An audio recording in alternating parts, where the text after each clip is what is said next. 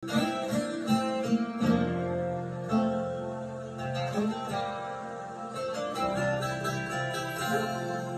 se je poslovil dan, tako lahek poličovan je nad mesto padel mrak, da se sliši vsak korak in me znova zgrabi strah, da greš od doma.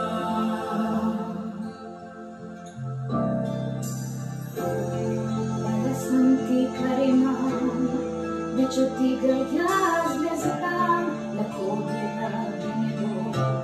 S tebo je tako lepo in zato ne vem, zakaj bi šel od doma.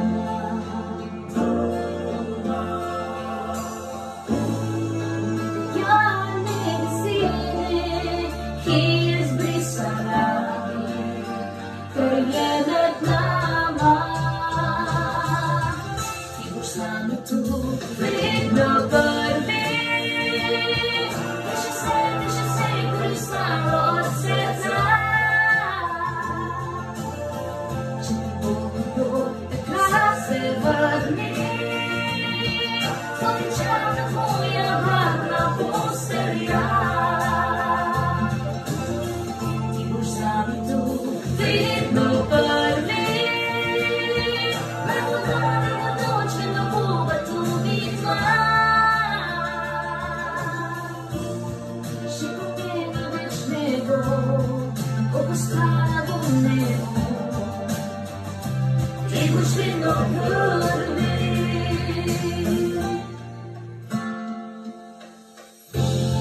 Ni mi sram, da ti priznam, ti si največ, kar imam, skupaj lepši na svet. Vreden je živet in zato ne vem, zakaj bi šel od doma.